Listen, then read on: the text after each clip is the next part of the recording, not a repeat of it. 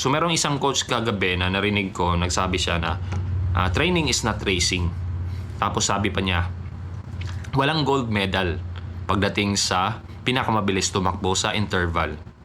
So, bakit ko nasabi yan? Kasi kanina nag-interval ako. Tapos, ang plan ko is 6 by 1 kilometer, tapos 60 seconds yung pahinga, walking. Unfortunately, dahil hindi ako nagising ng maaga, nakatakbo ako after ng warm-up ko. Nagsimula ako ng around 6:30 na. So, napakainit na. I mean, andun na yung araw. Mainit na talaga dito sa amin nung time na yon. So, doble na yung stress kasi yun nga, interval yon medyo mabilis. Although hindi siya ganon talaga kabilis compared sa ibang interval na shorter kasi yun nga, 1 kilometer yun medyo mahaba. So, more of endurance type na interval yon. Pero, nakaya ko naman i-maintain na yung oras ko is 4 minutes 50. Unfortunately, yun nga, dahil sa sobrang init, hindi ko natapos yung 6 by 1 kilometer. Hanggang 4 kilometers na ako. Kumbaga, nag-DNF ako or did not finish. So, babalik tayo sa sinabi ko kanina na wala namang gold medal sa pinakamabilis tumakbo. I mean, hindi naman tayo binabayaran.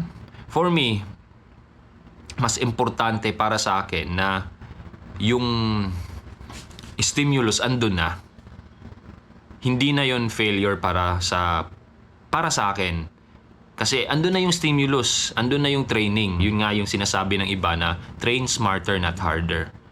Kasi alam ko, kung ipupush ko yun, malalaspag ako. Makaka-apekto yun sa mga succeeding days ng pagtitraining ko. Which is hindi dapat yun yung magiging resulta ng isang interval. Kasi small part lang siya ng training mo. Kumbaga, you have to zoom out. Tingnan mo yung bigger picture. Dapat kasi ang pinaka-importante is consistency. Paano ka magiging consistent kung nilalaspag mo yung sarili mo sa isang araw lang, tapos the following days, hindi ka na makakatakbo? Or kung makatakbo ka man, mahirap na or medyo apektado na yung training mo sa susunod na araw.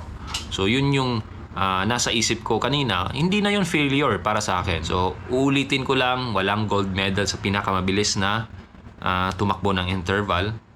Sa training is not racing. So, kung meron mang panahon or kung meron man dapat na oras na mag-all out ka, hindi yun sa training. Para sa akin lang ha, hindi sa training. Kundi dun sa actual race.